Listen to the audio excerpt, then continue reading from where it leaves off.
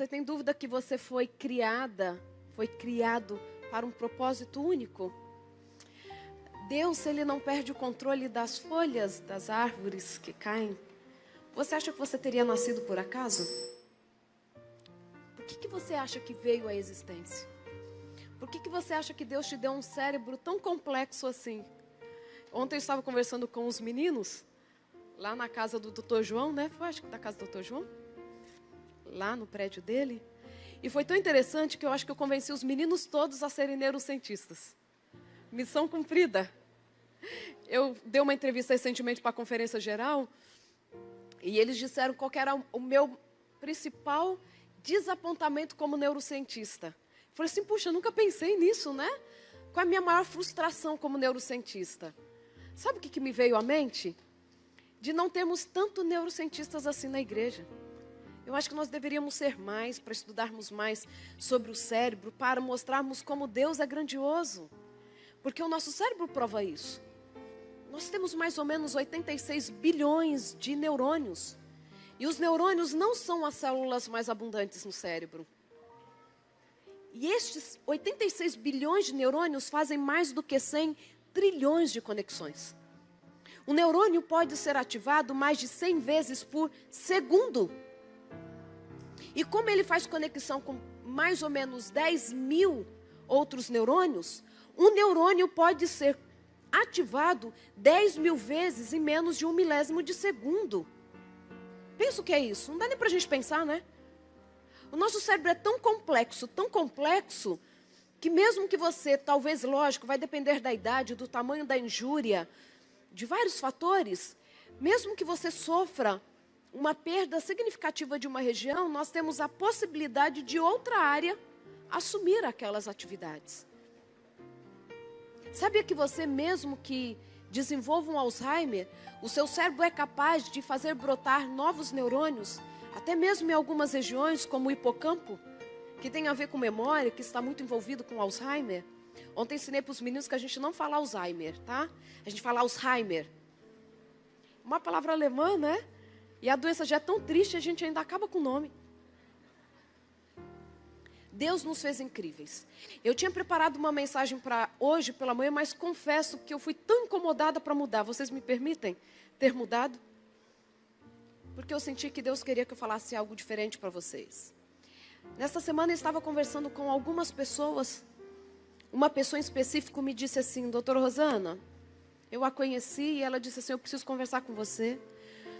E ela disse assim, por que eu, uma mulher financeiramente tão bem sucedida, daquele tipo que eu tive que segurar o coração para não ter inveja.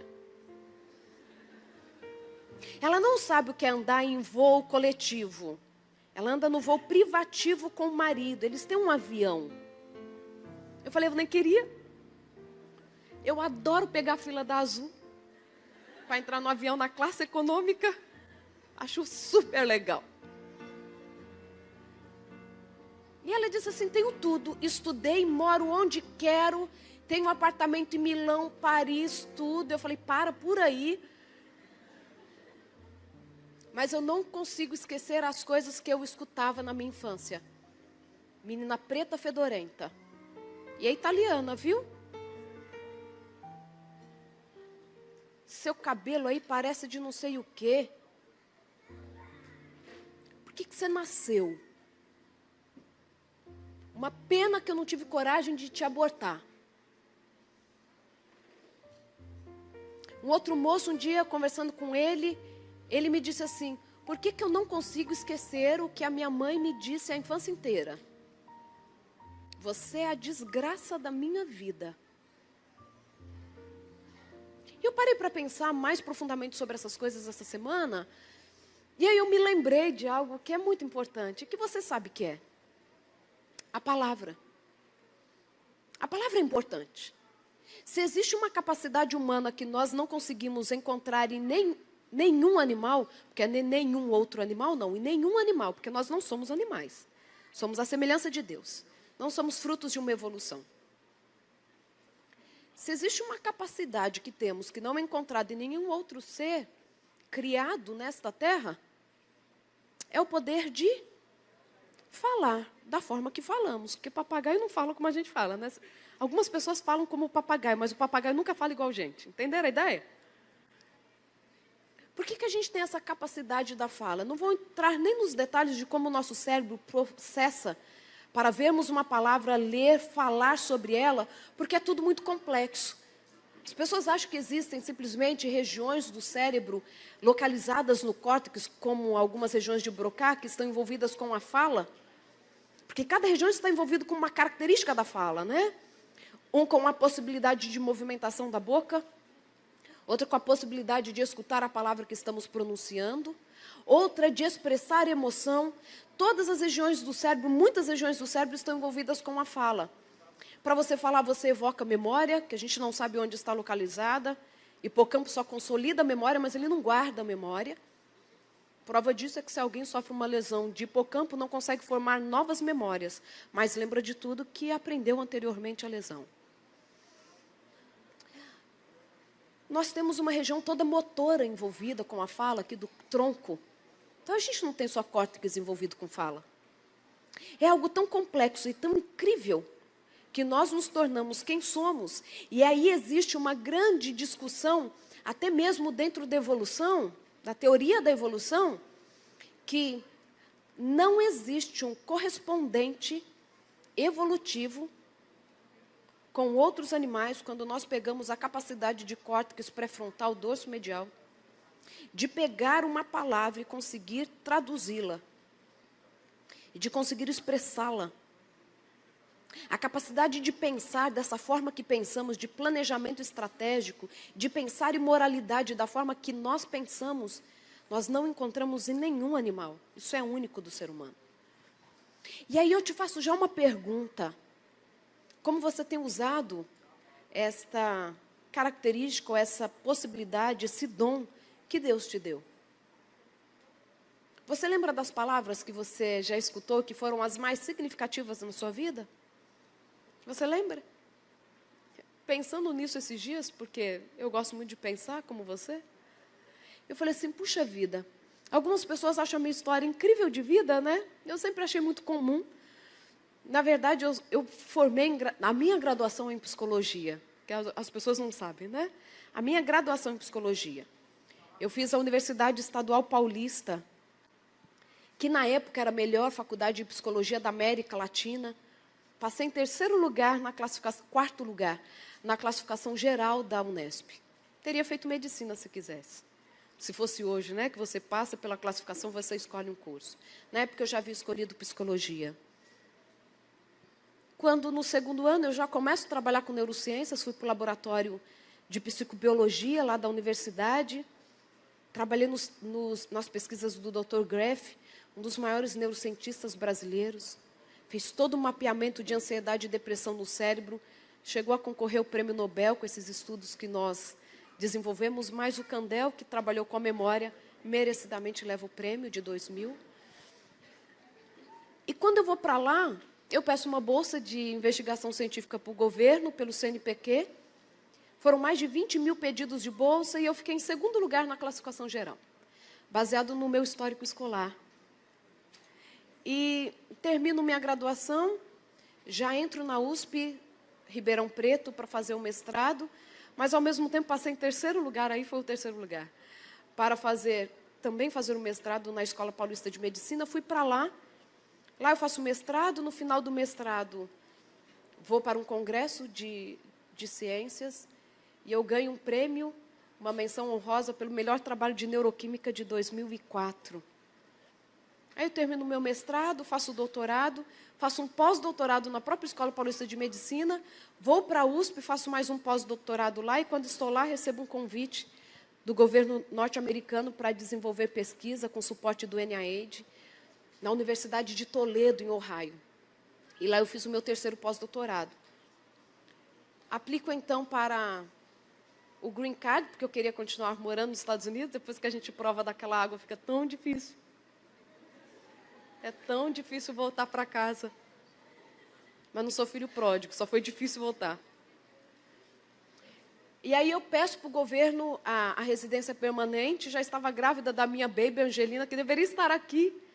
mas por conta da troca das datas, só volto para São Paulo na segunda-feira, já tarde, chego tarde, na terça pela madrugada a gente já viaja para a nossa casa, quis poupá-la de mais uma viagem, mas eu tive que dar uma enganada no que eu viria fazer aqui, porque senão ela iria ficar chorando em protesto, porque ela gosta de gente, gosta de conhecer gente nova. Então eu não falei muito o que eu iria fazer aqui nesse final de semana. E aí, eu já estava grávida da Angelina, aplico para o Green Card, e o governo norte-americano não me faz nenhuma pergunta a mais, porque o governo norte-americano me reconhece alguém com habilidades extraordinárias. Mas sabe por que isso é tão interessante? Sabe o que é tão interessante nisso tudo? É que para mim isso era muito simples. E simples, mesmo sendo filha de pedreiro e doméstica. Sabe por quê? Porque um dia eu escutei algo dos meus pais. Os meus pais, mesmo na sua simplicidade acadêmica, eles eram muito sábios. E na sabedoria você sabe dizer as coisas. Se você tem dificuldade para dizer as coisas no tempo certo, peça sabedoria a Deus, porque Ele dá a todos de forma abundante. Os meus pais disseram uma vez para mim, filha, você pode ser o que você quiser ser. Desde que o que você for fazer, volte para Deus em forma de serviço. E é tão interessante porque eu praticamente não enxergo, eu finjo que eu estou enxergando. Né? Eu tenho uma perda visual do olho esquerdo muito significativa por conta de um sarampo na infância. Tem uma cicatriz na retina e outros problemas. Os médicos achavam que eu ficaria de fato cega, cresço com muita dificuldade para enxergar, mas Deus ele vai fazendo os milagres dele, né? Mas eu cresci com muita dificuldade para enxergar, tenho dificuldade para enxergar até hoje. Não sei como trabalhei com neuroquímica a vida inteira. E aí os meus pais, percebendo que eu tinha aquela dificuldade para enxergar, eu não conseguia ler as coisas. E sabe quando as crianças vêm aqui na frente participar? Vão ler um jogral, alguma coisa? Eu não era capaz de ler. Aí os meus pais tiveram uma ideia. Eles disseram assim, filha, você não precisa ler as coisas lá na frente. Você tem uma capacidade de memorização que é incrível. Então você pode decorar tudo. As crianças vão lá para frente com papel, você não precisa levar o papel, é só você decorar. A gente lê e você decora, combinado? Combinado. Eu passei a ter uma capacidade de memorização, não extraordinária, mas o suficiente para sobreviver. Mas sabe o que é incrível? Hoje eu penso assim, eu não tenho essa capacidade de memorização, mas um dia os meus pais disseram que eu tinha. E isso fez diferença na minha vida, na história da minha família. Porque senão, eles poderiam falar assim, olha, é melhor você não participar, fica sentadinha, quem sabe alguma outra coisa você consiga fazer. Mas eles vêm e dizem assim, você não precisa ler, você pode memorizar. O que você tem dito para os seus filhos? Deixa eu te fazer uma pergunta um pouquinho mais complexa. O que você tem dito para o seu cônjuge e o seu filho escuta? Estudos norte-americanos indicam que os meninos preferem levar uma surra dos seus pais, falando do homem. Eles preferem que o seu pai lhes dê uma surra do que escutá-los falar alto com a mãe deles. Então você precisa se orgulhar mais de ser um bom marido do que de nunca ter dado uma palmada no seu filho. O que você tem dito? E eu gosto de alguns personagens bíblicos. Eu gosto de Esther. Gosto de tantos. Mas eu gosto muito de Esther. E você pode abrir a sua Bíblia no livro de Esther. Um livro aí antes de Jó. Então, de trás para frente, a gente tem Salmos, Jó e Esther. Entenderam? Porque a sequência é Esther, Jó e Salmos. Você está aí aberto? Capítulo 2. Todo mundo conhece a história de Esther? Alguém não conhece? Porque se não conhecer, eu dou um panorama da história. Todo mundo conhece a história de Esther? Não? Então vou passar rapidamente pela história de Esther. O rei Assuero, ele era o grande imperador do mundo. Ele havia tomado o reino mundial, inclusive de Babilônia. Agora ele era o grande rei de todos os impérios. Eram 127 províncias. Dessas 127 províncias, todo mundo tinha que vir e adorar o rei Assuero. Um dia ele está dando um banquete que durou 6 meses. E na última semana ele abre aquele banquete para todos os moradores de Suzã, que era a capital. E durante aquele banquete, ele já embriagado, manda uma ordem para a rainha Vasti. Quero que você se apresente aqui para os homens com a coroa real. E Vasti diz assim, vou nada. Não vou atender seu pedido. O rei fica atordoado sem saber o que faz, porque a rainha havia desobedecido uma ordem. Os seus conselheiros então dizem assim, olha, rainha tem que obedecer o rei. Como Vasti não fez isso, ela perde a coroa real. Porque senão as mulheres desse reino vão se rebelar. Cada uma contra o seu marido, e nós vamos perder o controle do reino. Então ele pensa, de fato, tira a rainha Vasti desse cargo. E aí então um dia ele fica com saudade de Vasti. Depois das guerras dos reis, Assuero está ali sentado pensando e fica com saudade de Vasti. Para que ele não tenha uma recaída, se nós pudéssemos falar na linguagem de hoje, os seus súditos ali, os sábios, chegam e falam assim, rei, nem sonha de trazer Vasti de novo, porque o segundo erro seria maior que o primeiro, né? Provar que não vive sem uma mulher, isso é muita fraqueza. Imagina para um rei. Então eles têm uma ideia, vamos fazer assim, vamos achar uma nova rainha. Então eles saíram conclamando para que todas as virgens formosas do reino se apresentassem. E aquela a quem o rei gostasse, casaria-se com ele. Esse é o pano de fundo. No meio dessas moças tinha uma moça chamada Esther. Esther era judia, criada pelo seu primo Mardoqueu, porque os seus pais tinham morrido. A Bíblia fala que ela era órfã, por isso havia sido criada por Mardoqueu. Ela tinha aproximadamente 17, 18 anos de idade. E aí então, quando passa aquela conclamação, a gente não sabe se ela foi impelida, ela foi obrigada a se candidatar ou se ela de fato se candidata. As moças, antes de passar na presença do rei, tinham que passar por 12 meses de tratamento de beleza. Sonho meu e seu. Melhor ainda, tudo pago pelo rei. Olha só. Já fica aí uma dica para os homens de plantão. E aí, Esther, que era do povo que havia também sido escravizado lá por Babilônia, ainda estava morando ainda um restante desse povo, ainda em Suzã. Esther estava no meio. E é assim que o livro de Esther começa, contando toda essa história. Esther está ali, se candidata, ela fazia parte da minoria que havia sido escrava, e ela agora se apresenta diante do rei. A Bíblia mesmo diz aí no capítulo 2, que Esther conquistava a todos por onde ela passava. E ela caiu na graça, no favor de Hegai, que era quem cuidava das moças, antes de se apresentar para o rei. É tanto que ele gosta tanto dela, que a coloca no melhor aposento da casa das mulheres. E dá para ela as melhores servas para cuidar dela. E quando ela vai se apresentar para o rei, ele diz exatamente o que ela devia levar para se apresentar diante do rei, porque ele sabia o que agradaria o rei. E durante todo o livro de Esther, a gente encontra dizendo que Esther agradava a todos, ela conquistava a todos. E não foi diferente. Quando ela se apresenta diante do rei, o rei olha e fala assim, essa é a nova rainha, porque ele gostou mais de Esther do que de qualquer outra moça. Posso abrir um parênteses agora? Meninas, Esther tinha por volta de 17, 18 anos de idade.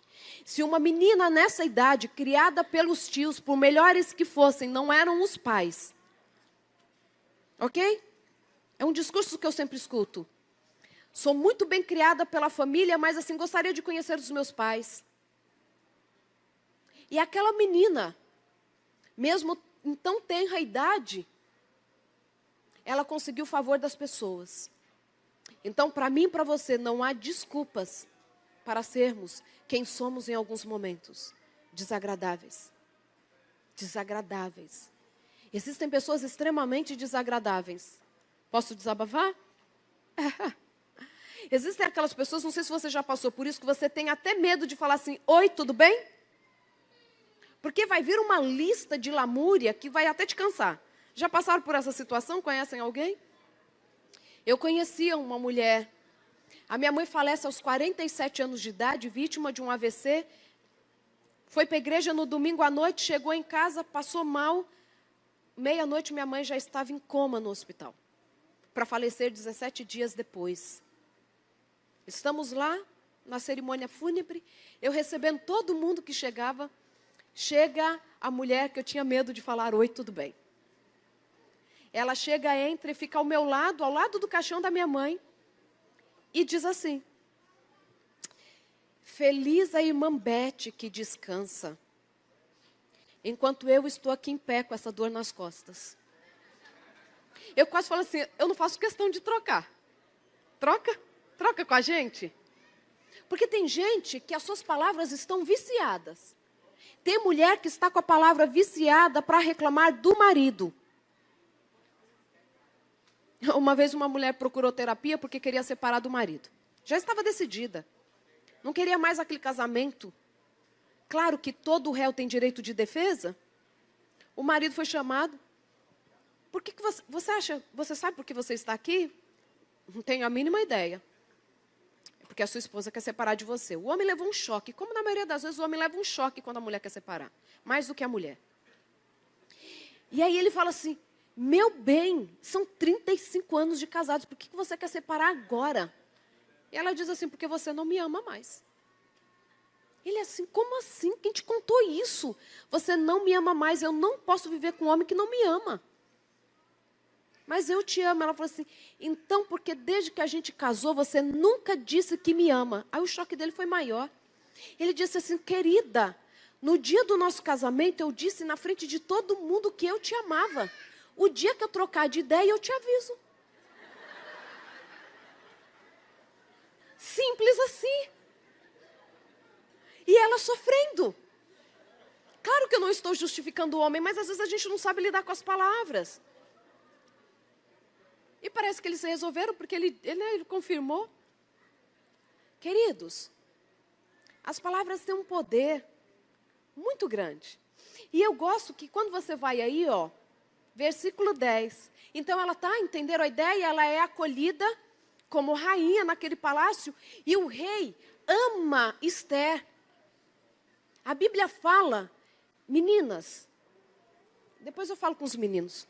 Meninas, a Bíblia fala que quando Esther e o rei Assuero casam, ele ficou tão feliz, que ele aliviou a pressão sobre as províncias. E houve paz no reino. Tem noção do que uma mulher é capaz de fazer? Gente, uma rainha não era tão importante quanto um rei. Ela consegue mudar um homem. Eu sei que alguns homens são mais difíceis do que o Assuero. O Assuero só matava, arrancava a cabeça, destituía reis, depunha rainhas. Mas a solução para a nossa vida. E aí é tão interessante, é nesse ponto que eu quero que nós pensemos um pouco. Versículo 10. Esther não havia declarado o seu povo nem a sua linhagem, pois Mardoqueu lhe ordenara que não o declarasse. Ela se torna rainha e ela não diz que é uma judia. Aí você fala assim, puxa vida, por que ela não declara que ela é uma rainha? Porque o seu tio havia dito para ela que esse era o melhor caminho. E aí então, quando ela está lá, acontece a grande história de fato do livro. A história toda é contada por conta desse ponto. Que um dia levanta quem contra o povo? Judeu? Amã. Amã era o homem mais poderoso do reino depois do próprio rei. Amã todos os dias saía do palácio e encontrava Mardoqueu sentado à porta do rei, porque ali trabalhava. E todas as pessoas se prostravam diante de Amã em reverência, mas Mardoqueu não fazia assim. Porque Mardoqueu era judeu e se prostrava somente diante do Deus Altíssimo. Amã então um dia sai de lá revoltado e diz assim para a sua esposa, que não era uma mulher sábia. A história nos mostra isso. Olha, eu tenho tudo que quero. Tenho os filhos que quero, a casa que quero. O rei me adora. O rei não toma nenhuma decisão sem falar comigo. Só que Mardoqueu me aborrece. Tudo que eu tenho não tem valor por causa de Mardoqueu. E aí a mulher dele fala assim, por que você não constrói uma forca e pede a cabeça desse homem para o rei te dá, e enforca esse homem que te traz tristeza. E de fato Amã faz uma forca. Mas como se não bastasse, Amã fala assim, quer saber de uma coisa? Quero matar todo o povo judeu, esse povo miserável. E ele então consegue pegar o sinete do rei, o carimbo do rei, e consegue colocar uma lei, dizendo que no dia específico, todos os judeus deveriam ser mortos e os seus bens saqueados. Quando Mardoqueu fica sabendo aquilo, manda chamar Esther e diz assim, Esther, talvez seja para este momento que você foi colocada como rainha, porque o nosso povo vai morrer. E se você não interceder por nós diante do rei, Deus irá livrar o seu povo e talvez você e a sua descendência deixem de existir. Ela então conclama um jejum de 3 dias. Todo o povo judeu fez esse jejum, ela e as suas moças também. E no 3º dia, ela vai e se apresenta diante do rei. E ela não podia fazer isso. A rainha só podia entrar na presença do rei se por ele fosse chamada. Quando ela apresenta-se então diante do rei, ele na sua misericórdia estende o cetro e diz assim, o que queres, rainha Esther? Se me pedires, até metade do reino eu te dou. Olha lá de novo a inveja brotando. Até metade do reino eu te dou. Do casamento até essa situação já tinham passado 5 anos. 5 anos que ela era casada já com o rei. O rei ainda apaixonado por essa mulher, gente. Olha que coisa linda. Sou inveja do coração das meninas. Que o meu, eu sei que meu marido é apaixonado por mim. Pelo menos ele disse isso ontem. Depois fala assim, fala que me ama, fala que me ama. Não, ele me ama. E aí, ela vai diante do rei. E ele fala assim, pode pedir que eu te dou até metade do reino. Gente, Esther já estava 3 dias sem comer e sem beber, em jejum, desesperada, porque o dia da morte estava aproximando. Todo mundo ia morrer. E claro que quem soubesse que ela era judia ia contar também. Porque tem muito judeu ruim, né? Vamos pensar na história se fosse hoje. Você acha que quem era vizinho de Esther antes dela se tornar rainha não sabia que ela era judia? Claro que sabia. O povo sabia que ela era, o povo judeu sabia que ela era sobrinha de Mardoqueu, muita gente sabia. Se ela não se revelasse, alguém ia contar para Amã, sim. Porque fofoca existe, né? Se bem que crente não fofoca, faz pedido de oração. Gente, vamos orar pelo pastor. Porque eu soube isso, daquilo dele. E ele fez isso, fez aquilo. A gente precisa orar por ele. Né? Entenderam a ideia? A gente não fofoca, faz pedido de oração. Naquela época, eu acho que também rolava muito pedido de oração entre os judeus. E aí, Esther estava, assim, muito preocupada. Mas a Bíblia diz, não vou ler para nós ganharmos um pouquinho de tempo. A Bíblia diz que Esther, quando vai se apresentar diante do rei, ela coloca as suas vestes reais, se arruma e se coloca diante do rei. E o rei olha para aquela mulher e fala assim, pega o facinho. Ela estava linda, arrumada, alinhada, é tanto que ele não desconfia o que ela tem para pedir. Meninas, parem de fazer teatro com as coisas. Eu sei que você fica angustiado, o seu filho deu trabalho, mas não é motivo para o marido chegar e você se rasgar, gritar. Aprendi uma coisa com a minha mãe. Filha, deixa o seu marido chegar, entrar, comer, tomar banho. Depois que todas as necessidades básicas dele estiverem saciadas, você traga o desafio que você teve durante o dia e que você não pode resolver sozinha. Aquilo que você resolveu, nem diga para ele. Nem diga para ele. Se apresente de forma digna sempre. Não estou falando só da nossa aparência, ok? Serve para todos. Na nossa forma de se portar nas situações.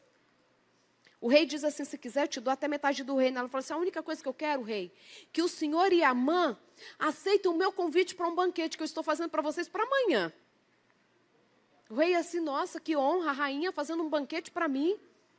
Até o rei se sentiu lisonjeado, mesmo estando farto de banquetes. A mãe então se achou, né? Imagina a rainha fazendo um banquete, ele um único convidado, junto com o rei. Naquele momento, Esther não disse o que ela tinha para dizer, porque gente sábia sabe a hora de abrir a boca. O rei vai no outro dia no banquete, ela fala assim, tem mais um banquete para convidar, ela está preparando a situação. E quando ela diz, ela vai direto ao ponto. Ela diz assim, Amã planejou a minha morte do meu povo. A minha morte do meu povo. Ela se inclui no problema. Do jeito que o rei amava Esther, ele ia dar um jeitinho de dar uma cidadania para ela, persa, para ela não morrer. Não, ela é judia, mas ela também é persa. Ele teria feito alguma coisa por ela. Mas ela se coloca no meio do problema.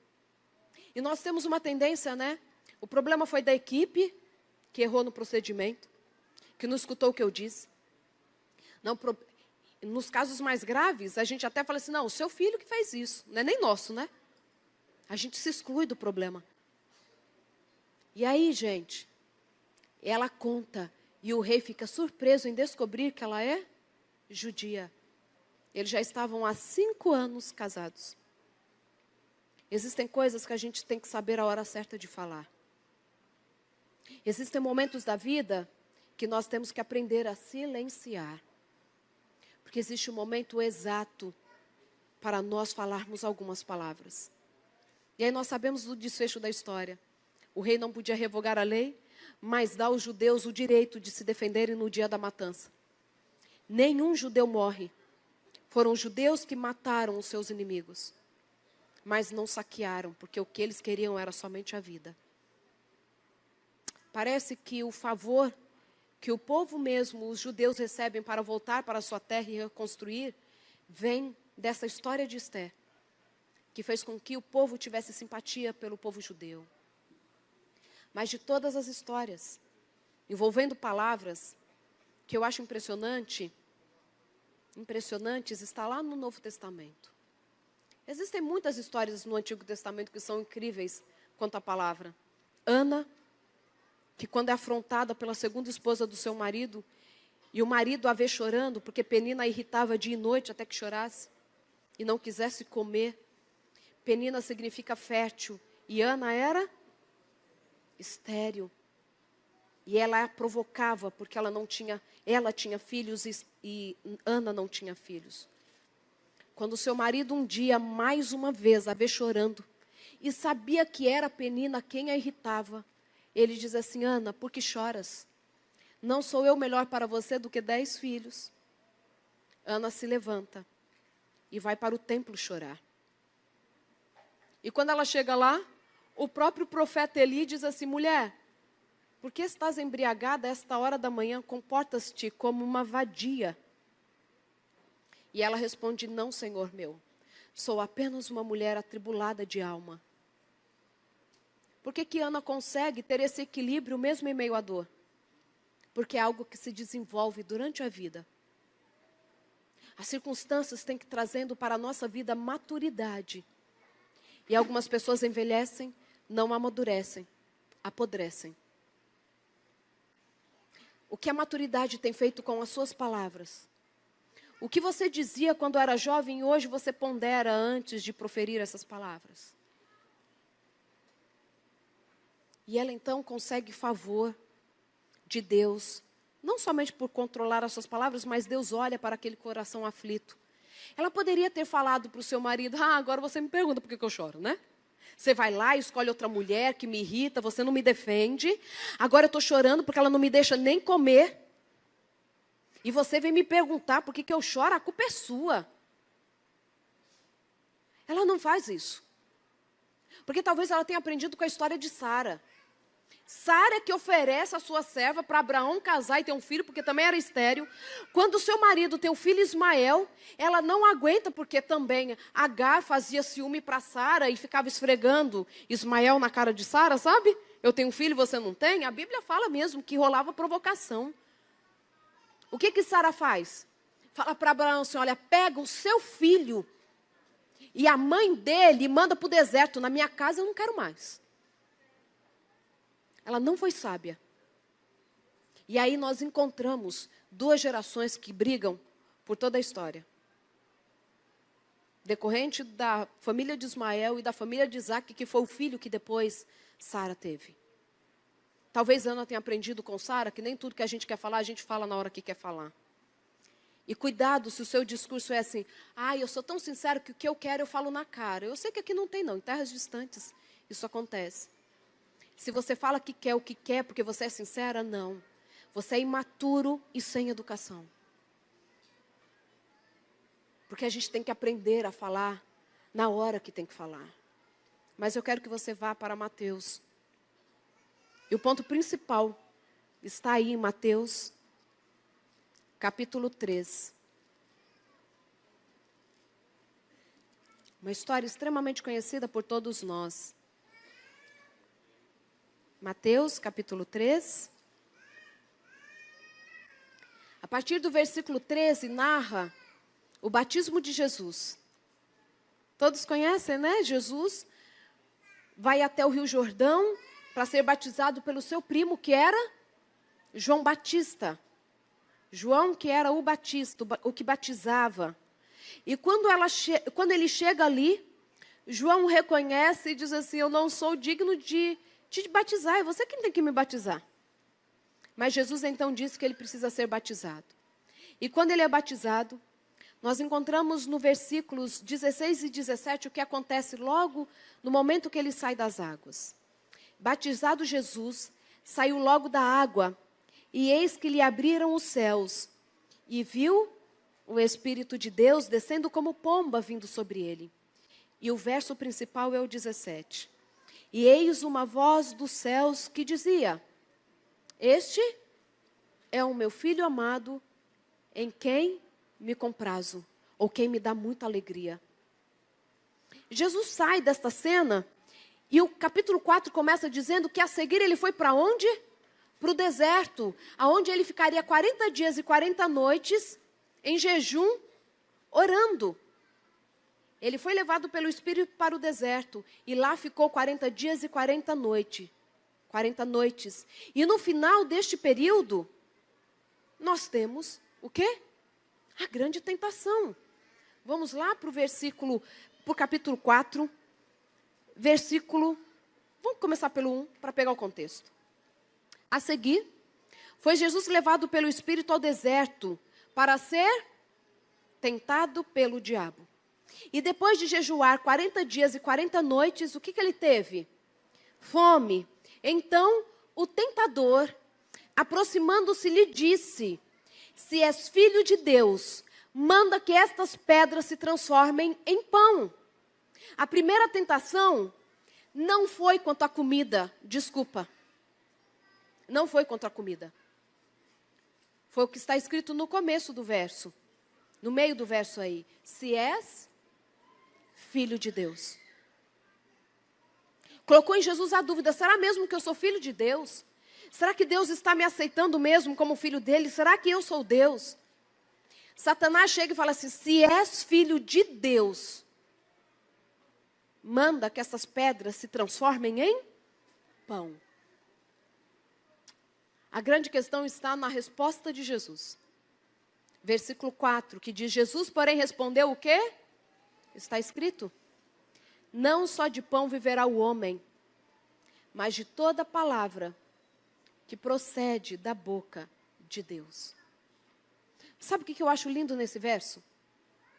É que, na verdade, ele está fazendo uma menção, lá o finalzinho do capítulo 3, quando Jesus sai das águas, e sai uma voz dos céus, né? Que diz o quê?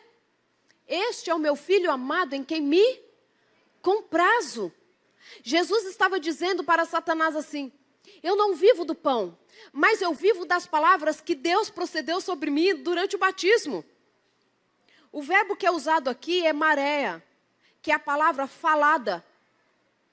É a palavra falada diretamente a uma pessoa. Mas eu vivo não só do pão, mas o que eu escutei lá quando eu saí do batismo dizendo que este é o meu filho, em quem eu tenho muita alegria. E aí Satanás não conseguiu fazer Jesus comer, porque na verdade, queridos, o nosso maior problema não está nas tentações palpáveis. Está, na verdade, na certeza ou não de que a quem pertencemos.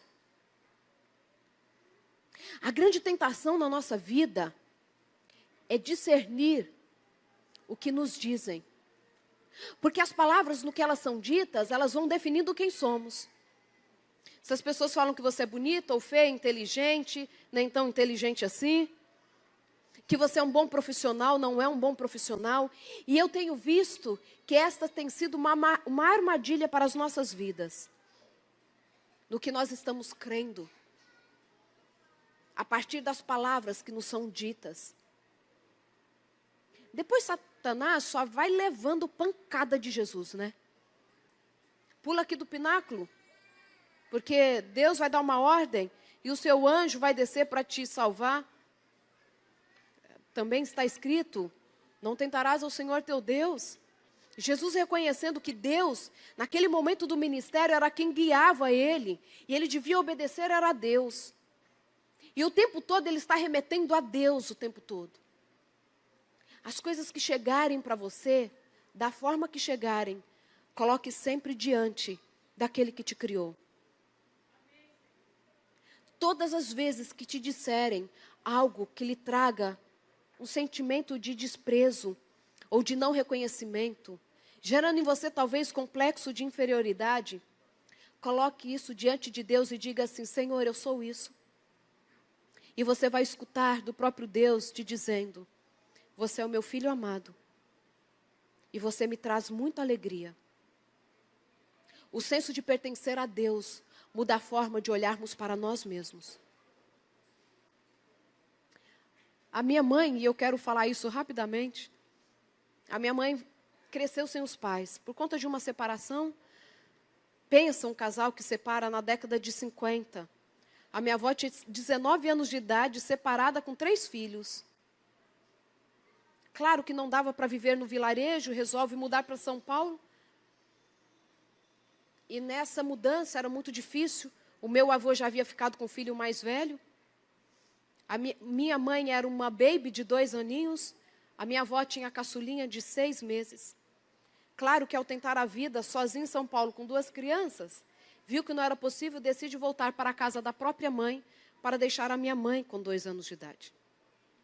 Aquilo foi extremamente traumático para minha mãe, mesmo sendo muito bem cuidada pela avó. E cresce achando que não era amada, for abandonada, era isso que a memória infantil trazia para ela. Um dia fui deixada. Mas um dia eu escutei algo da minha mãe que foi transformador. E eu perguntei mesmo para ela.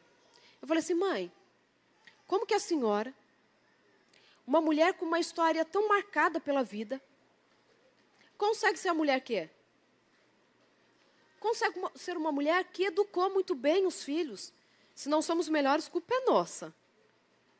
Uma mulher que não arranjava briga com ninguém. O Valnei e a Patrícia não estão aqui, né? Mas são nossos amigos de São Paulo. Muito amigos nossos, frequentavam a mesma igreja. E a Patrícia diz isso até hoje para mim: nunca encontrei uma mulher tão equilibrada quanto a sua mãe. E eu perguntei isso para minha mãe: como que ela conseguia ser aquilo?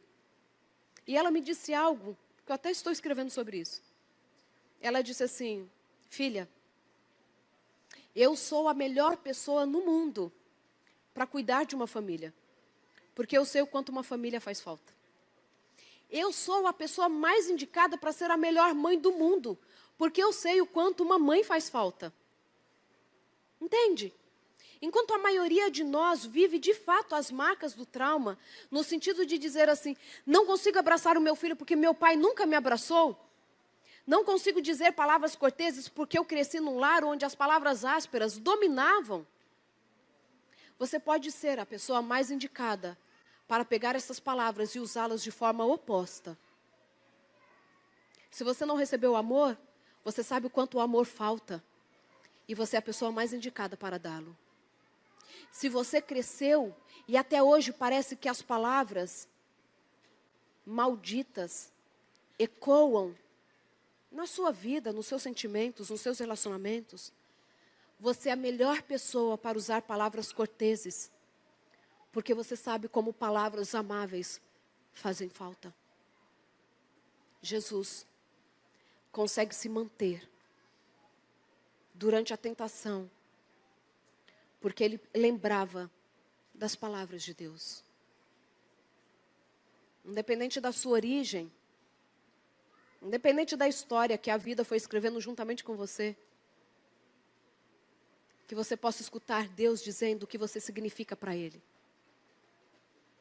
Você significa para Deus um amor incomensurável, a ponto de morrer numa cruz, para dizer assim: eu quero você para sempre.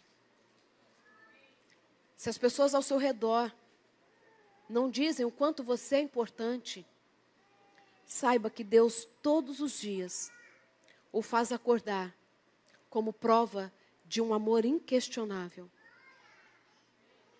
Se você acha que as coisas estão difíceis, que parece que não é possível suportar, e por que a gente vive algumas circunstâncias tão desafiadoras, saiba que Deus prometeu que um dia voltará para enxugar dos nossos olhos todas as lágrimas.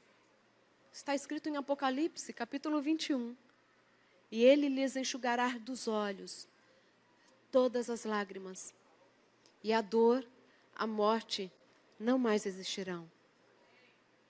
E a última palavra nesse conflito do bem e do mal virá da própria boca de Deus, dizendo: ó morte, onde está o teu aguilhão?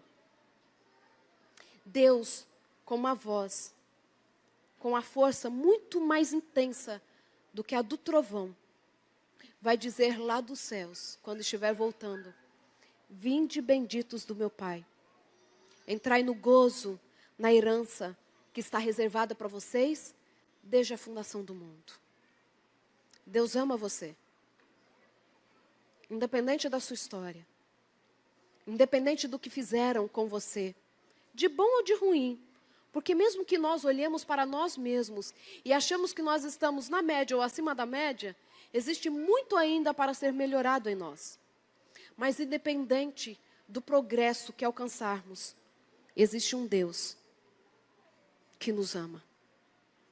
E acordar com esta certeza e escutar a voz dele no nosso coração, atuando na nossa mente, é o suficiente para abafar qualquer outra voz que quer tomar o nosso coração.